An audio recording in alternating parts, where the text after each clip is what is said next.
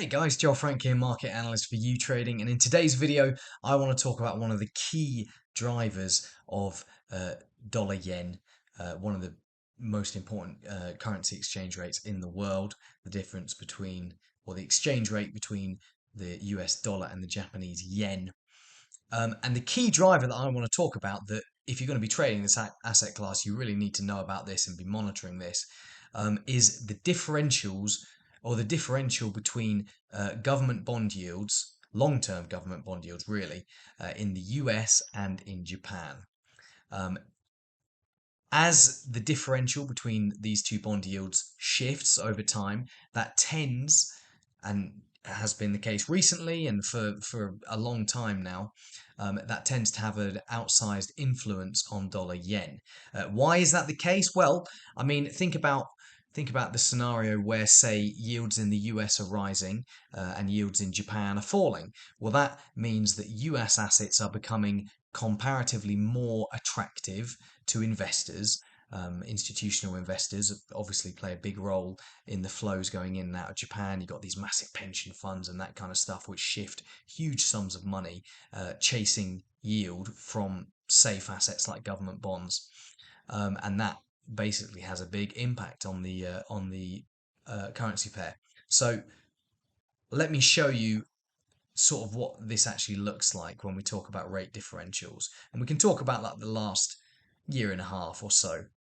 So if you go back to the start of 2021, this is the US 10-year, and we're comparing it to the Japanese 10-year. Start of 2021, you got a US 10-year yield of about 0.93%. That's the amount of money you get paid back from the US government if you were to have bought the US 10-year bond back then. And then at the same time in Japan, you were getting virtually nothing, 0.02%. And as you can see, since then, there's been quite a big shift. We've obviously had, at the start of 2021, inflation wasn't really an issue.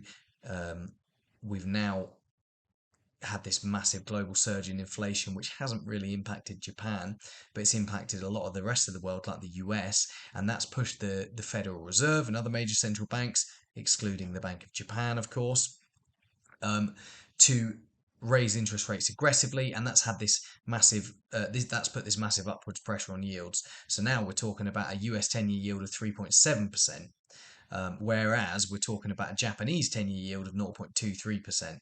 So you've had this rate differential go from under 1% to around 3.5% since the start of 2021. 3.5% more you're getting each year if you own US government bonds over Japanese government bonds. And these are both assets which, they're backed by the US and Japanese government. They're both seen as, highly secure assets that neither governments are expected to default on, basically. And think about this rate differential widening, widening, widening, widening. And now look at this dollar yen chart since the start of 2021. It was around, well, it was below 105. It looked like it was around 103, 102, and now 142. Well, easily above 140. So that is the impact of this big shift in rate differentials, which reflects this big shift in government bond, in central bank policy, basically. One of the key things that keeps the Japanese 10-year yield pinned very low is the Bank of Japan's yield curve control policy. That's one of their flagship dovish policies, basically, where they will buy Japanese 10-year yields in unlimited amounts to ensure that the yield doesn't deviate by more than 0.25% from zero. That's their official policy at the moment.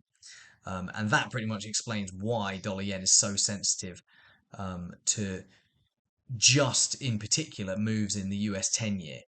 If the Japanese 10-year was allowed to float freely, and we did have a bit more volatility, then you'd have to look more closely at the difference between the two.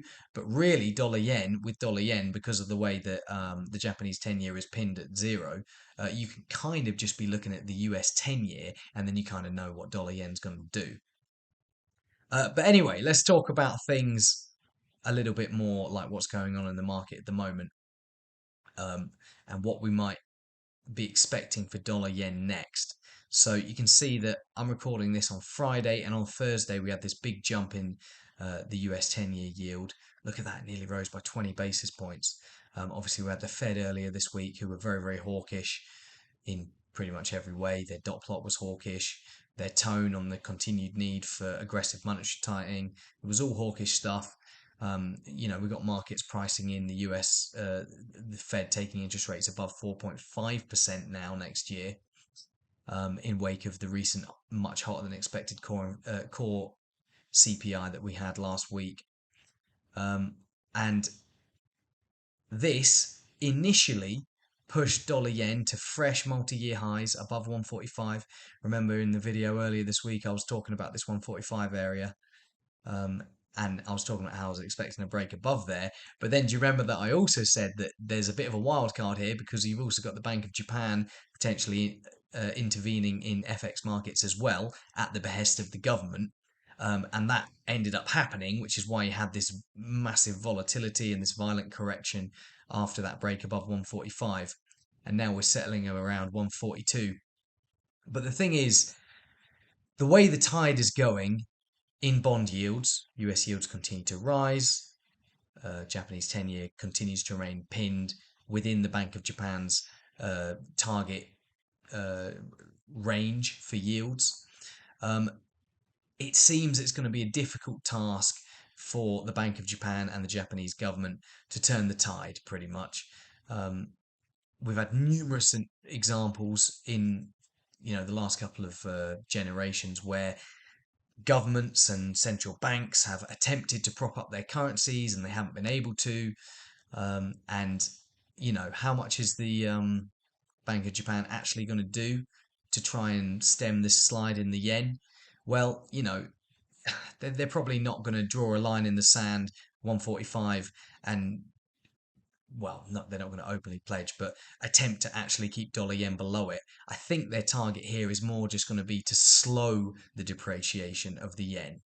But still, regardless of the intervention, I think the trajectory, so long as US yields continue to move higher, which I think there's a risk that they will because of how things are going in terms of the macro picture in the US, I think dollar yen can continue rising. And if we go on a monthly, if we go all the way back to I think it's 1998. Yeah, August 1998.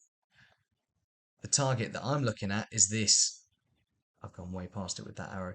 147.50, 147.60 area, which I think we will eventually hit, even despite attempts by the Japanese government to prevent this slide. But anyway, guys, hope you found that video interesting. Bit of a chat about dollar yen, and I will see you all in the next one.